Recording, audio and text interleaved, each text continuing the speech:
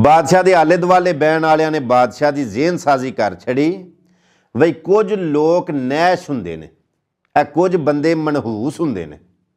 ते बादशाह के अपने जेहन दे विच इह गल आ गई कि जे सुबह सुबह कोई नैश मत्थे लग जे ना, कोई मनहूस बंदा सवेरे सवेरे मत्थे लग जे ते सारा दिन भैड़ा लंघदा।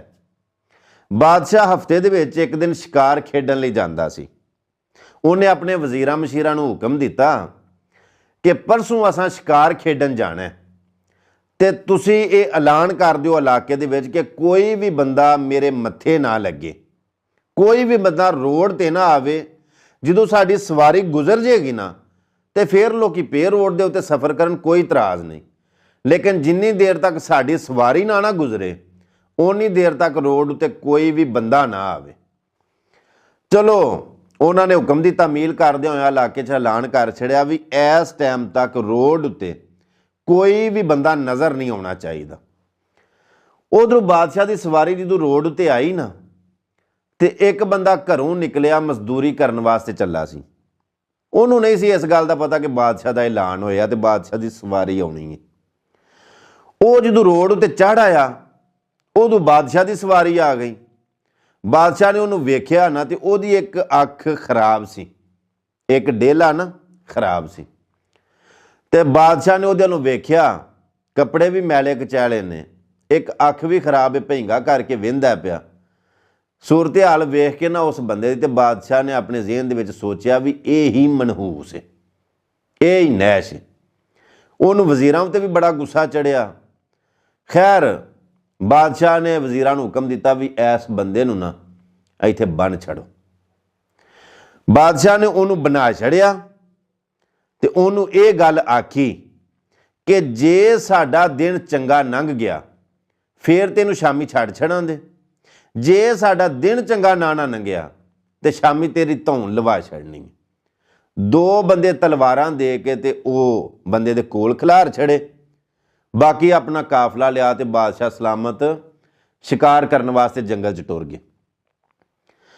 जदों दोपहर लगी ना तो वह बंदा जिहड़े कोल खलोते सन ना तलवारां लैके उन्होंने पुछदा यार मेरा जुर्म की है।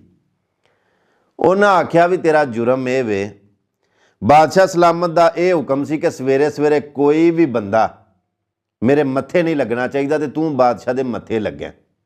उन्हें आख्या ये असल राज की है।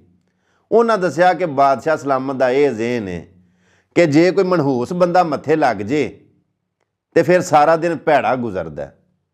हुण दुआ कर भी बादशाह का शिकार चंगा होइए। जे बादशाह का शिकार चंगा हो गया फिर बादशाह तेनू छड़ छड़ेदा, ते जे बादशाह का शिकार चंगा ना होया तो वह दिन भैड़ा गुजरिया तो उन्हें तेनू मनहूस समझ के ते तेरी शामी धौन लवा छड़नी।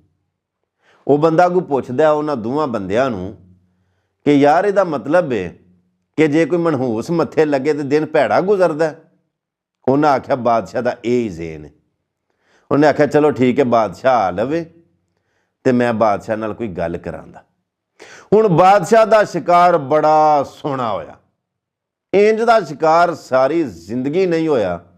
बादशाह ने जनाब बड़ा कोई शिकार किया तो एवं ना खचरां ते घोड़ियां दे उत्ते लदे आ, छटां लदियां ते जदों शामी वापस आया ना तो उन्हें आके ते आख्या इनू छड़ छड़ो सू, साडा शिकार बड़ा सोहना होया ते इनू माफ़ किया।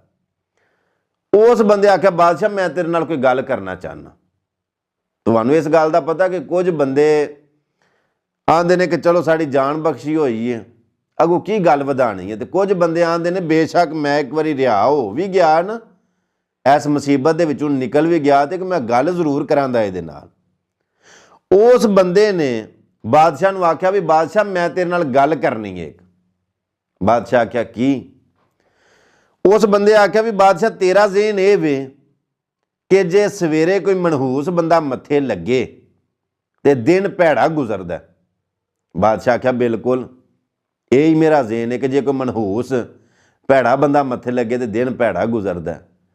तो उस बंदे ने बादशाह नूं आख्या फिर बादशाह सलामत अज मेरा दिन भैड़ा गुजरिया, मैं बच्चों की रोटी रोजी कमाने वास्ते इस गर्ज नाल घरों निकलिया सां, तू मेरे मत्थे लग्या ਤੇ ਮੇਰਾ ਸਾਰਾ ਦਿਨ ਇੱਥੇ ਭੈੜਾ ਗੁਜ਼ਰਿਆ, ਮੈਨੂੰ ਬਣਾ ਛੜਿਆ ਹੀ।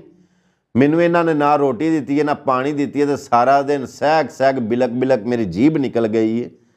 ਅੱਜ ਮੇਰਾ ਦਿਨ ਭੈੜਾ ਗੁਜ਼ਰਿਆ। ਹੁਣ ਖੁਦ ਸੋਚ, ਆ ਤੇਰੀ ਹੀ ਸੋਚ ਨਾ, ਕਿ ਜੇ ਕੋਈ ਮਨਹੂਸ ਮੱਥੇ ਲੱਗੇ ਤੇ ਦਿਨ ਭੈੜਾ ਲੰਘਦਾ, ਤੇ ਤੂੰ ਮੈਨੂੰ ਦੱਸ ਹੁਣ ਮਨਹੂਸ ਮੈਂ ਵਾਂ ਕਿ ਮਨਹੂਸ ਤੂੰ ਹੈ?